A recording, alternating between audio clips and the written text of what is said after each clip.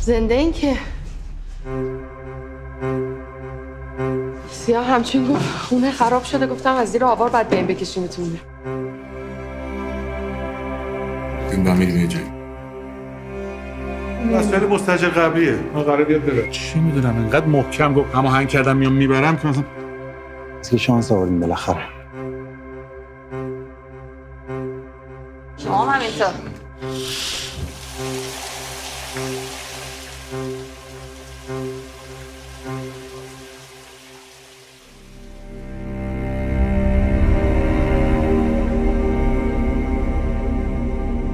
رانا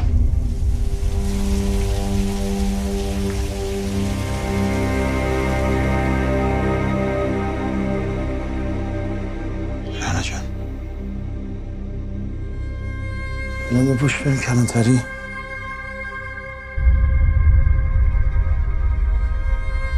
والا ما نمیدونیم چی شو. یه مرتبه دیدیم از بالا صدای داد و جیغ اومد. کنم روش منتظر تو بودم. از پشت دست کرد تو موام. من فکرم تویی. من با من چه حالی هم تو اون خونه که یه سر فرصت هیچ کاری نکردی. چی کارش میخوای بکنی؟ من یه رو باید پیداش کنم. داری انتقام میگیری ازش. آقا شکایت کنم تو نمیزنی. خب از من چی کار کنم دیگه؟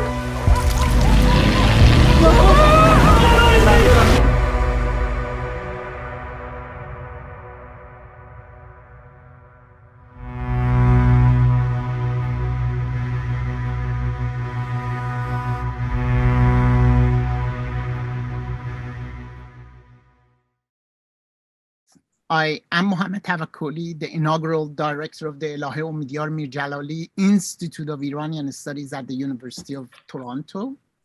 I welcome you all to our bi-weekly Elahé Omidyar Mir-Djalali seminar series Iranian Cinema, which I am co-convening with Professor Golbagh Rekabtalai of Seton Hall University and Professor Khater Sheibani of York University. At the outset, I would like to express our collective gratitude to Canada's Indigenous people and acknowledge this land on which the University of Toronto operates. For thousands of years, it has been the traditional land of the Huron-Wendat, the Seneca, and most recently, the Mississaugas of Credit River. Today, this meeting place is still the home to many Indigenous people from across Turtle Island, and we are grateful to have the opportunity to work and prosper on their ancestral land. I would like to welcome to the University of Toronto, virtually of course, my colleague, Professor Pedram Partovi. My colleague and collaborator, Dr. Sheibani, will be introducing Professor Partovi and will moderate today's session. Dr. Sheibani. Thank you, Professor Tavakkoli. It's a great honor to have Professor Partovi here as our next speaker in the Iranian cinema series. Pedram Partovi, an associate professor of history at American University, is a historian of the medieval and modern Muslim world. His current research focuses on the history of youth movements and their role in creating and disrupting the political order in Iran and the wider Middle East. This project springs from his earlier work on popular Iranian cinema, which in its depictions of male heroism problematized the efforts of state agents to eliminate or coup in the name of modern progress, the often informal youth associations that had long organized urban public life. In studying these reckless youth on the margins of law and order, he challenges assumptions about the supremacy of the state that have characterized much of social scientific writing on the modernization of politics and society in the Middle East. Professor Partovi earned his doctorate with honors from the University of Chicago. He previously held a visiting professor position in the Center for Global Islamic Studies at Lehigh University and taught courses at the University of Michigan, DePaul University, and Columbia College. He is the author of Popular Iranian Cinema, Before the Revolution, Family and Nation in Film Farsi, that was published by Routledge in 2017. He has also published articles in numerous journals, including the Journal of Persianate Studies, Visual Anthropology Review, International Journal of Middle East Studies, Iranian Studies, and Comparative Studies of South Asia, Africa, and the Middle East. Please join me to welcome Professor Partovi. Thank you so much for your kind introduction, Dr. Sheybani. I'd like to thank Dr. Tawakkoli, Dr. Rekab Talai, Dr. Sheybani, and all of their colleagues for their invitation to take part in this speaker series on Iranian cinema. It truly is an honor to be included in this extraordinary collection of scholars that the series organizers have brought together over the past year.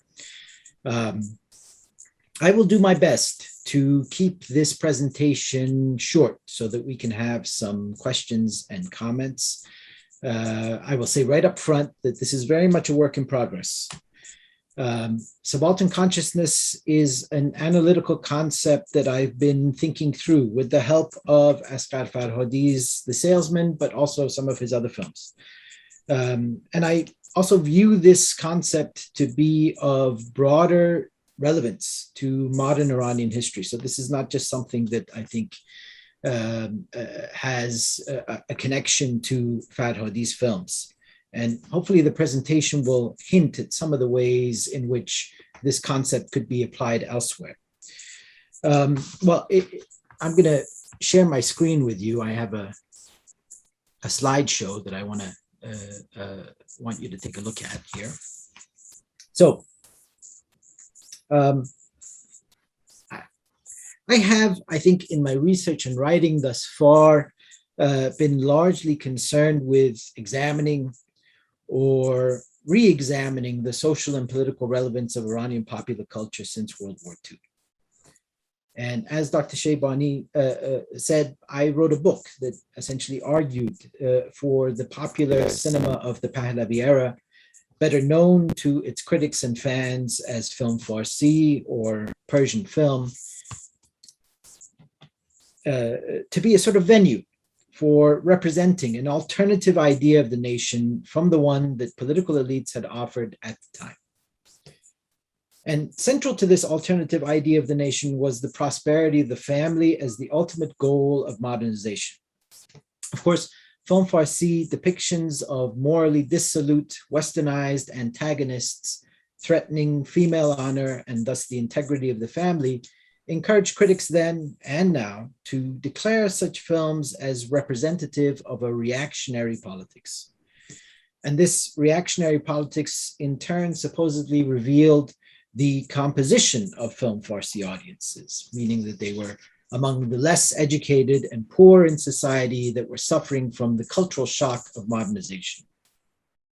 Now, I don't question the ways in which Film Farsi titles challenged the individualist model of society that Western development experts, among others, had promoted in Iran, as well as elsewhere in the Third World.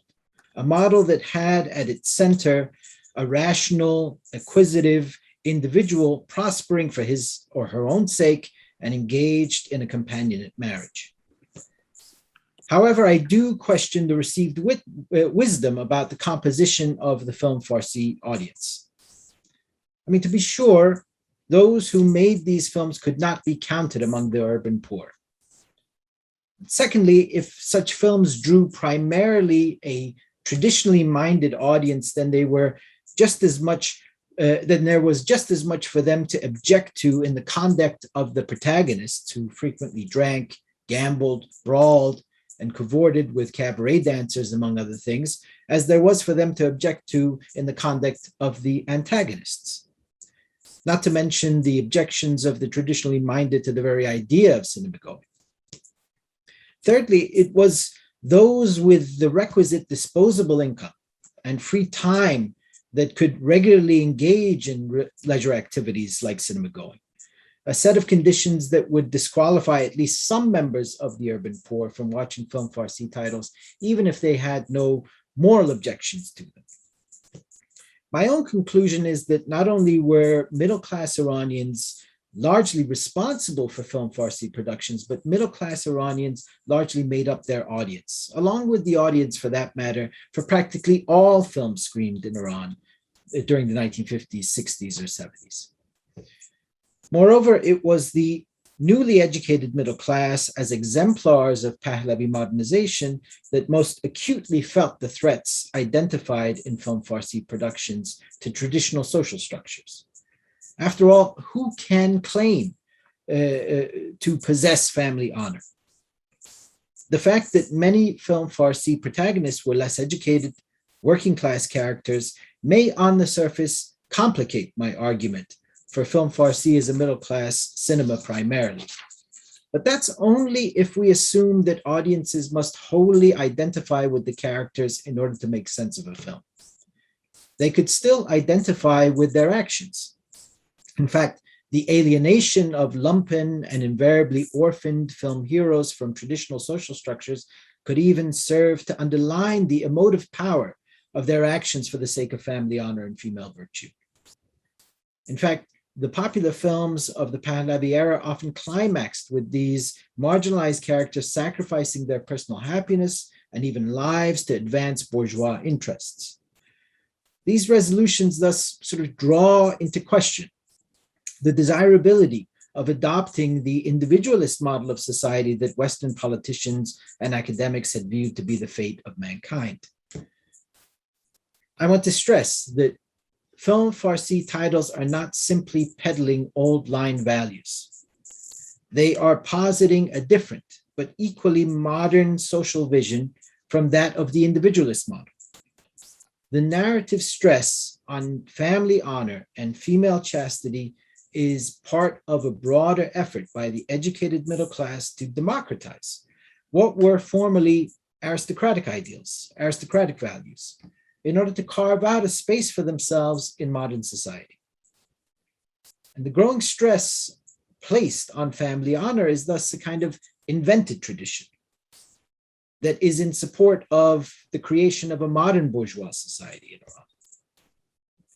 While some commentators may view the survivals of so-called backward tradition in Iran, as well as elsewhere in the developing world, as a kind of temporary condition on the way to full modernization, I would argue that it's more complicated than that.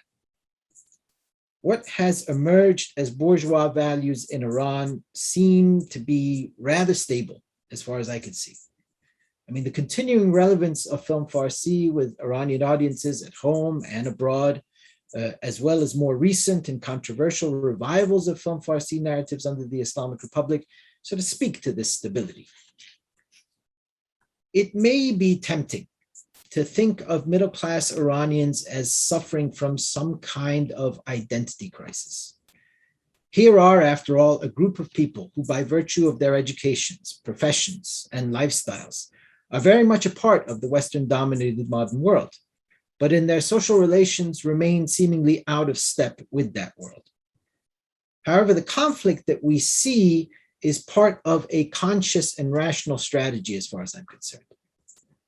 I would argue that what we're seeing here really is the operation of what I would call a subaltern consciousness. And this term requires some explanation. There has, in recent decades, been a kind of pronounced spike, we might say, in scholarly interest in the concept of the subaltern, which originated in the work of the Italian Marxist thinker Antonio Gramsci in the 1920s and 1930s. but it was scholars of South Asian history, starting in the 1980s in particular, that have sort of taken the lead in employing this concept as a means to uncover the history of the dominated masses in colonial and post-colonial India. And then, of course, others working on the history of the Global South have in turn followed their lead, employing the term to shine a light on what they see to be the largely mute and invisible lumpen masses. However, Gramsci in his own work has a more fluid and relational understanding of the subaltern groups and their historical role than what we find in the subaltern studies definitions.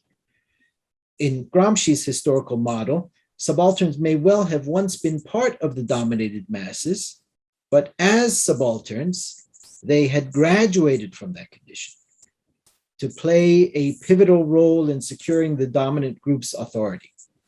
The subalterns in this model are largely the educated and professional agents of political and civil society, as far as he's concerned. However, he also stresses that the continuing consent of subalterns to the hegemonic world order of elites is crucial to the stability of the political and social order. In fact, subalterns can in time organize and press their own counter-hegemonic claims and collapse that order, opening the way for them to assert their own autonomy and thus graduate from subaltern status to the status of the dominant group.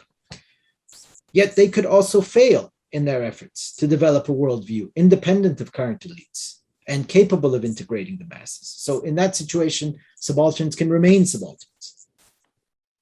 So I think in an Iranian context, Gramscian subalterns may well have emerged from the dominated, but were now a middle or hinge class, which would play an active role in their own domination and in the domination of the masses by Euro-American political and economic elites, especially since World War II.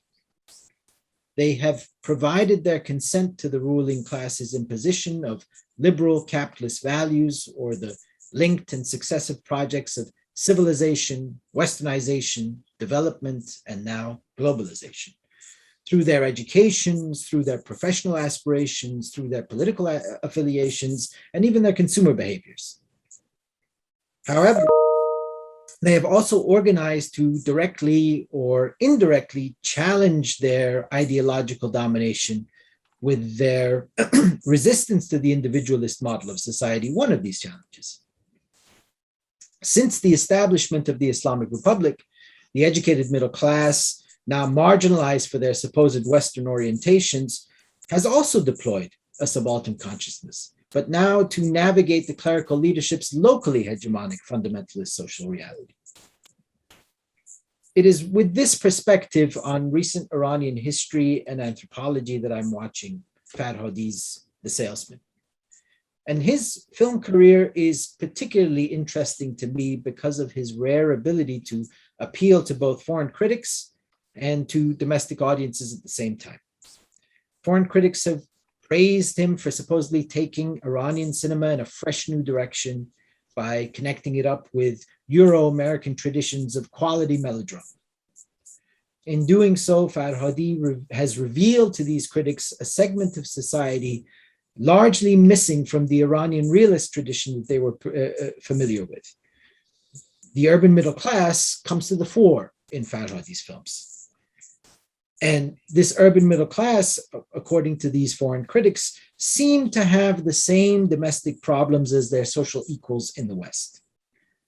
So Farhadi's appeal overseas then seemingly lies in the familiarity or the universalism of the stories told.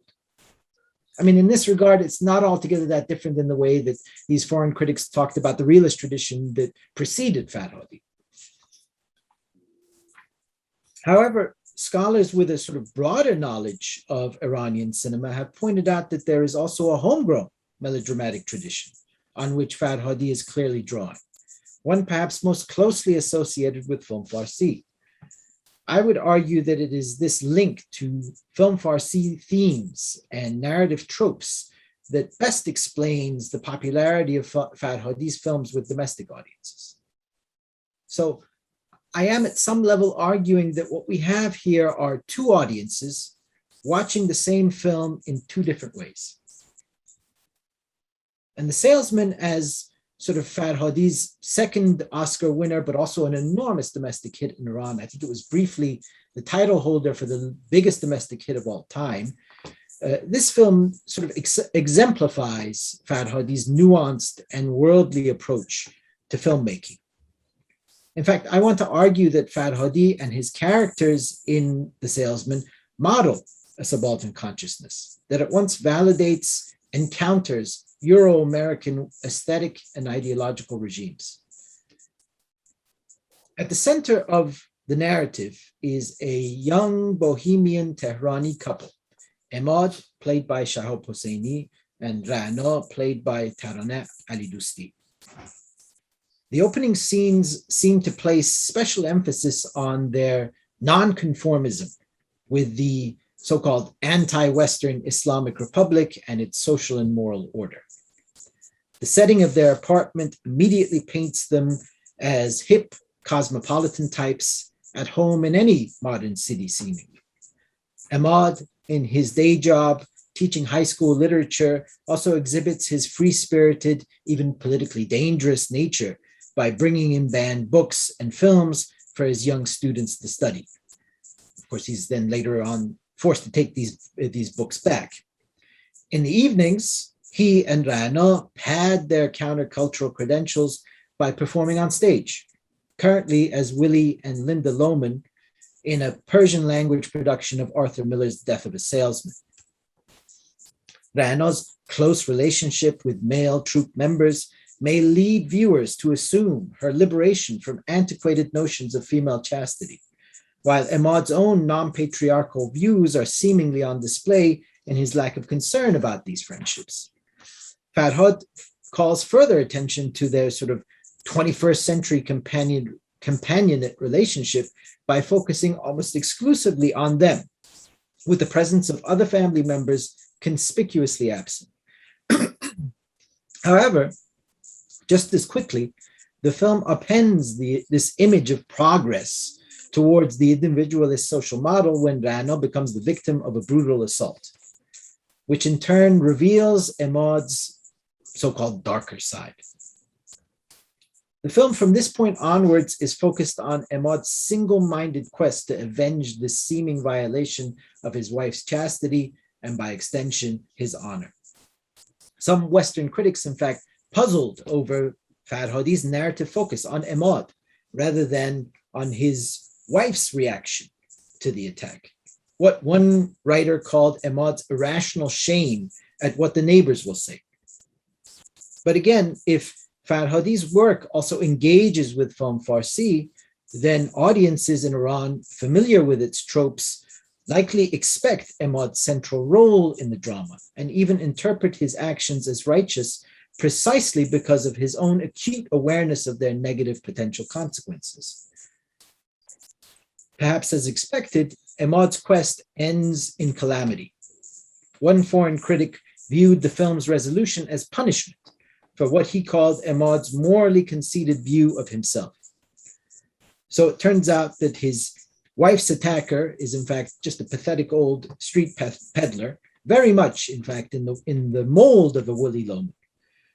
The salesman admits that he had mistakenly entered their apartment expecting to find the former tenant, a prostitute, who received her clients there, and the still unknown events that followed were the result of blind panic on his part. Emad nevertheless seeks to exact vengeance by revealing the salesman's infidelities to his family. When Emad rejects Rana's pleas to release the man, she leaves. But shortly thereafter, the salesman suffers what appears to be a series of heart attacks, with viewers left to wonder if he survives. The final scene depicts the couple, silent and emotionless, preparing once more to take the stage. Their fate as a couple remains up in the air. Foreign critics generally saw the final scenes of the film as validation of modern bourgeois values, itself a kind of hallmark of Euro-American melodrama that supposedly Farhadi is following. The seeming inconsistencies in Emmad's moral outlook were chalked up to irrational or unconscious impulses. In doing so, the critics allowed for the modern individualist values that he and Rana supposedly represent to go largely unquestioned. However, from a middle-class Iranian perspective, the film's message may be far more complicated. In fact, the couple's modern home decor, cosmopolitan cultural interests, and even violations of societal norms or political taboos under closed-minded clerical rule do not necessarily indicate for these viewers the character's full embrace of hegemonic Western modes of thought and behavior. At the same time, neither are any of these things a sign of wholesale rejection of traditionalism. In the case of Emad, Iranian fans likely drew different conclusions about his actions from Western critics, emphasizing instead his conscious and situational deployment of so-called global Western values and locally hegemonic traditionalist ones, rather than his faithlessness to either. In fact, the character's ability to navigate between these different value systems, to model, in other words, a kind of subaltern consciousness, is itself, for many Iranian filmgoers, a sign of Emmad's worldliness, of his class bona fides. I think one common observation that foreign critics have often made about Asghar Farhadi's characters in this film and in others are their hidden histories and their lies. I mean, to be sure, transparency would seem to be a modernist value that is ignored in Farhadi's work. Yet if Farhadi is successful with Iranian audiences, it is precisely because he is reveling in these so-called lies and hidden histories. From the perspective of middle-class Iranian viewers, everyone is always performing a role for a particular audience. This is seemingly a function of subaltern consciousness. Films like The Salesman are resonant for this reason, I would argue, that they reveal the different roles that middle-class subalterns in Iran have played in their lives, depending on the situation. So this is not some kind of, as I say, unconscious or irrational impulse. This is a rational and conscious strategy that's taken up. And Farhadi is exploring this. I mean, subaltern consciousness may well be a personal concern, but it is one that is litigated communally and continually, hence this film.